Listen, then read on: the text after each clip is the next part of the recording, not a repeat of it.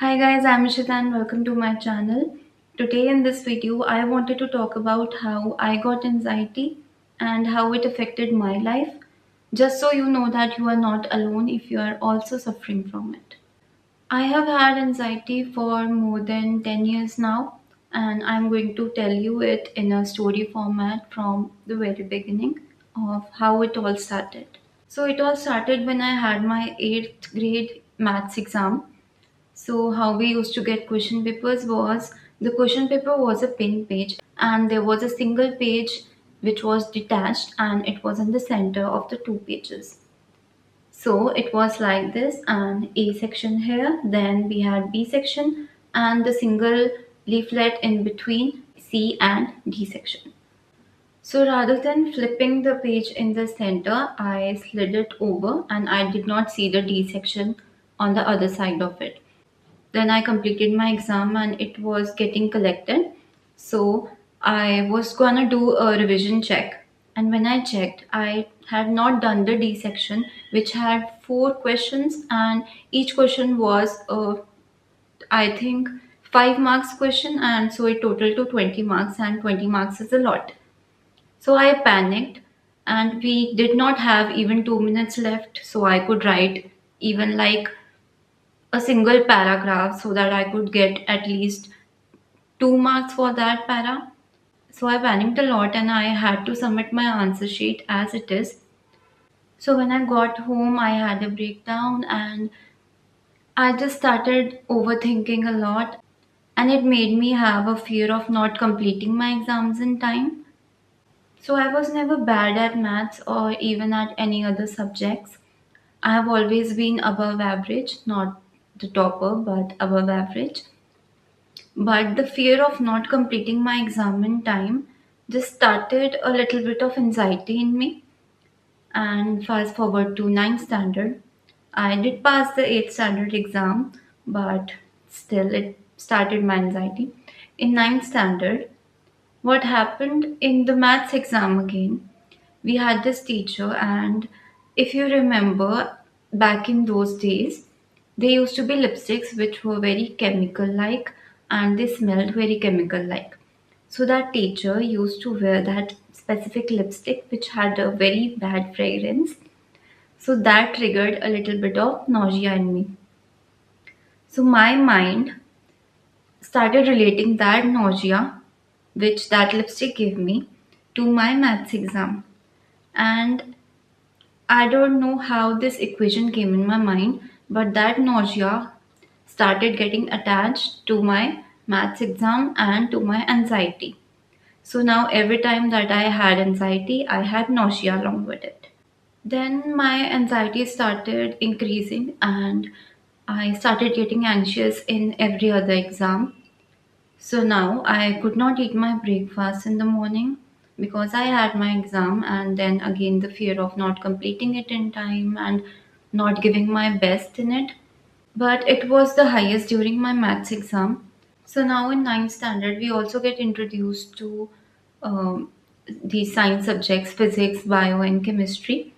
And physics is the most similar to maths because we have to solve equations and prove and the theorems and everything. So that also gave me anxiety.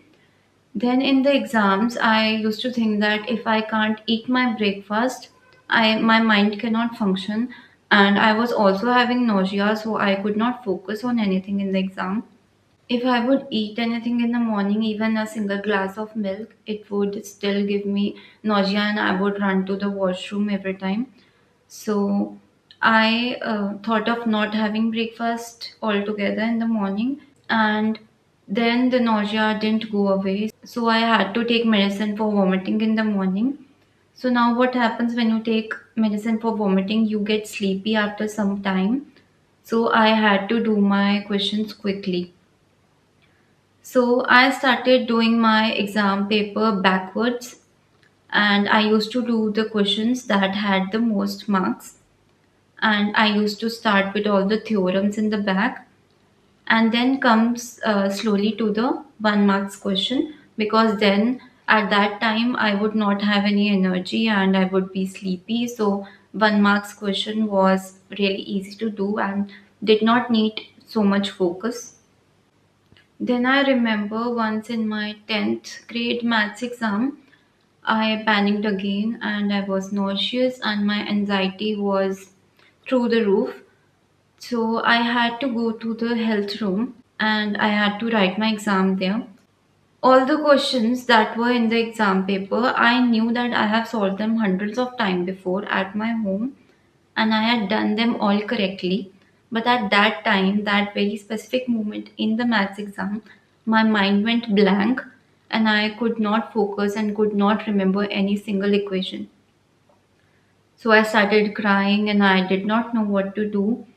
And then from the health room, I was shifted to the principal's office and I cried in front of my principal and I was not able to focus. I was telling her I don't know what to do and she was like, I don't know either and you have to complete the exam no matter what.